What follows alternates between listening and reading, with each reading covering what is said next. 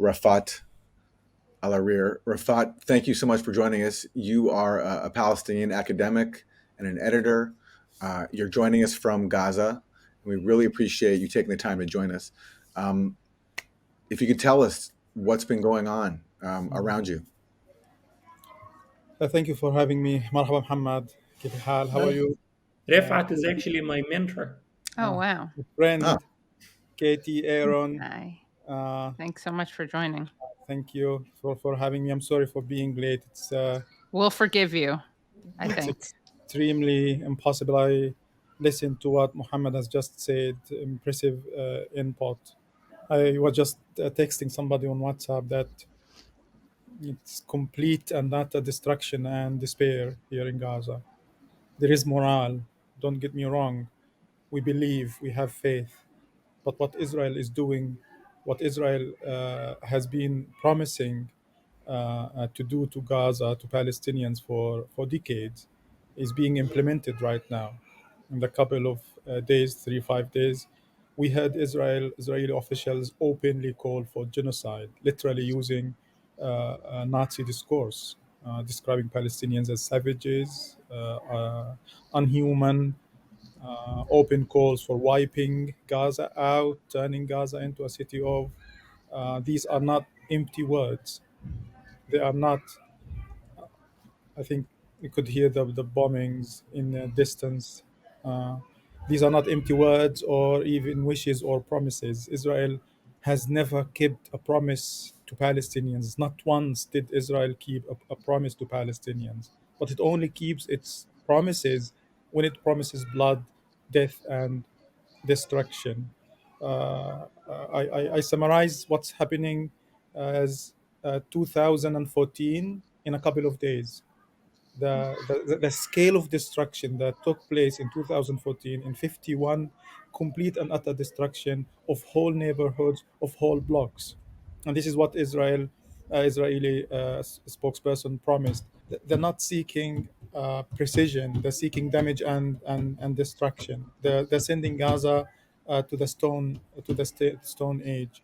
uh, uh, the scale of destruction, the universities, the schools, the streets, the businesses. I was asked a question about the economic situation. I said it's difficult. There is more than 50% of unemployment. There's more than 50% of even unemployment among university graduates. They don't have a hope or scope for a better life, for finding a job. Some of those people get loans from banks or relatives to start their own businesses, and these businesses are mostly located in the heart of Gaza City. It's most affluent area where most of the university, the government and public buildings are, where most people come throughout the days. And these are gone, simply gone. We're speaking about tens of thousands of jobs, of hopes, of dreams, of families, in addition to the massive scale of destruction to homes. And there is this thing about Gaza, like Muhammad mentioned, about the buzzing of the drone that nobody understands unless you live in Gaza, you spend time in Gaza, you go through this. For example, when I say Israel targeted a home, what's a home? A home in America, in the UK, two people, a couple, a kid, a dog. But in Gaza, a home is a generational building. My family home, for example, when it was destroyed in 2014 in Shujaiya, it was four floors. The father, this is what happens. The father builds a home, and then the kids start building up. And if this is a gun, we speak about at least 60 people displaced, homeless. And when this is bombed, we speak about at least, again, tens of victims and others injured. And even when Israel drops the bombs, it makes sure to destroy and damage the whole block. So even if Israel targets a home, it gets all the homes around it. And again, the sense, the feeling of uncertainty, of the unknown, what's going on in Shijaiya. We don't know what's going on everybody was forced to leave by bombs in Shijaiya. My family is scattered. My parents, my other brothers and sisters, and because this is a people concentrate whole families, extended families concentrate in one area. So when you have to leave your neighborhood, you don't have any other place to go to, because your kids, your daughters, your cousins and relatives basically live in the same area. When they had to leave, they couldn't reach me where I am in Gaza City right now, and they had to go to other relatives because Israel bombed the infrastructure and bombed the roads. Like this Israeli official said, this is a World War II level of destruction. It is.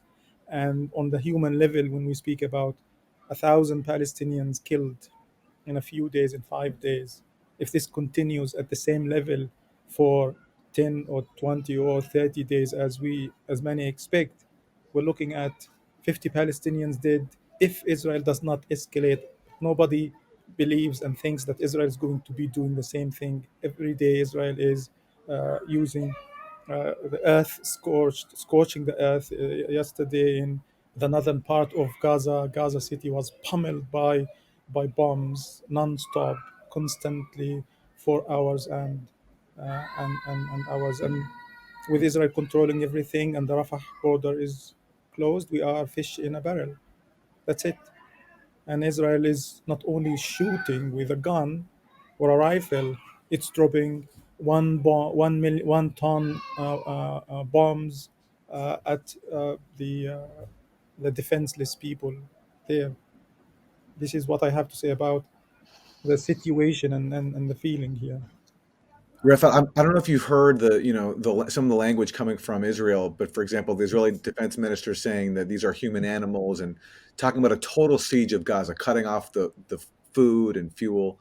Um, are you experiencing that yet on the ground? And are people trying to flee? There's talk now of Biden trying to negotiate what is being described as safe passage for Gazans to leave, but really that could just be a euphemism for more ethnic cleansing, getting people to leave Gaza for good, as Israel wants. Leave Gaza where, to Egypt? Well, that's the talk, but of course, yeah. I've just heard this, but it is ethnic cleansing. This is extermination. This is some kind of uprooting and second Nakba that Israeli ministers have been promising. The Gaza's only power plant shut down.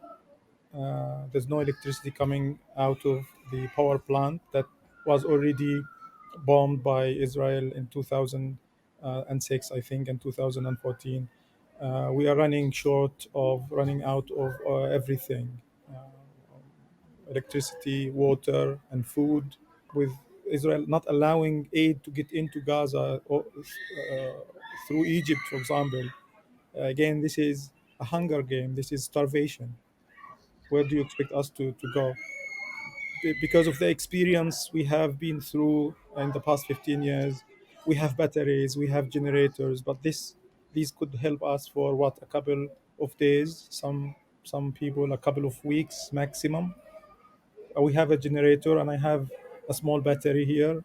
We're working on it right now, but in a couple of days, maximum a week or two, if things don't change, uh, we're looking at a total blackout, no coverage, no media, no internet, because you can't charge your laptop, you can't charge your mobile phone, you can't communicate with the. Not that Israel cares.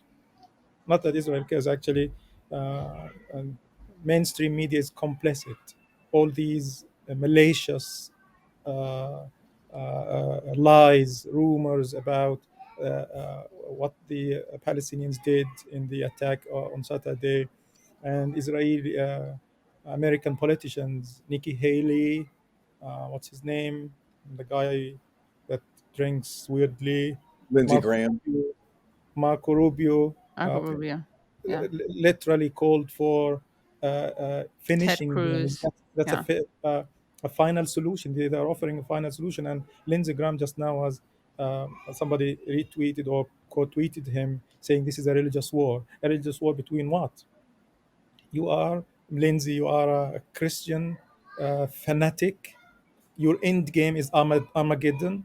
Your end game is to bring all the Jews in Palestine and exterminate them, force them to convert to Christianity,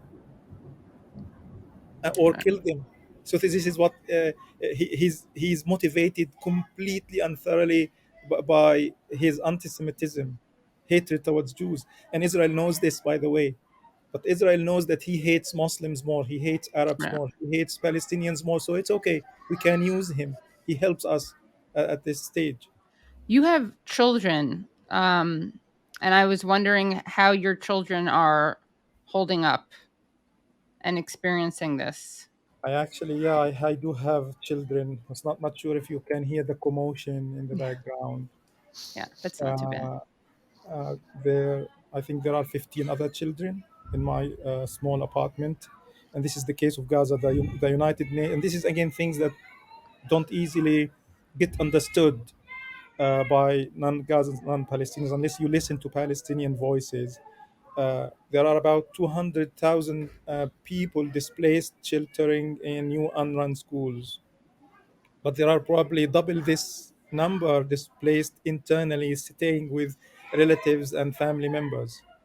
And this is why the number of casualties are doubled and tripled when Israel bombs homes, because some families happen to be hosting other families, mostly kids. So I know people who the young guys, the father, they would prefer to go to the school. Say it's okay, we can take it, we can tolerate it, but the young, the women, the children are better kept at inside a place.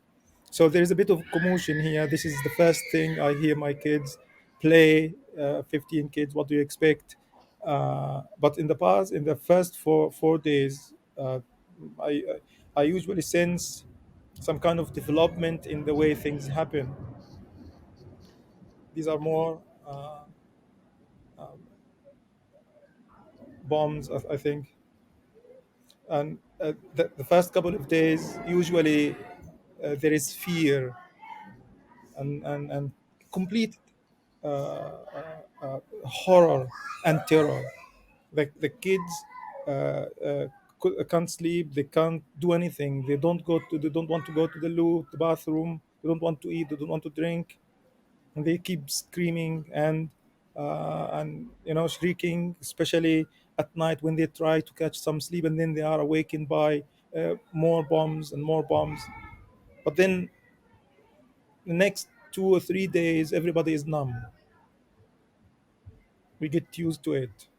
We submit to it in a way. We get used to the noise. It's like when you get used, and this is extremely horrible, traumatic. Muhammad quoting statistic that says more than 90% of Palestinians in Gaza, Gaza children in Palestine in Gaza, are traumatized. This is one reason, because there's a war another after a war. My little Amal is 7 years old, but she's also 3 wars old now.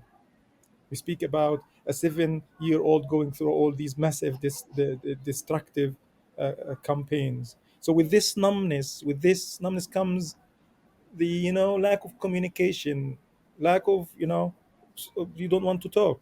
What do you want to talk about? Because anything you do gets interrupted in the process. If you want to tell a story, it gets interrupted. If you want to eat, it gets interrupted. If you want to pray, you stand on your prayer carpet, it gets interrupted, and then so everybody is in a state of waiting. It's a waiting game, and the anticipation is killing.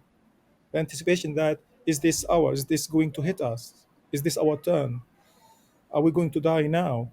Are we going to die when we are asleep? Rafat, we're going to So let you sorry. go. We're going to let you go. And we're so Thank you, man. appreciative that you can Thank take you the so much. time to talk to us. Anything else you want to leave us with?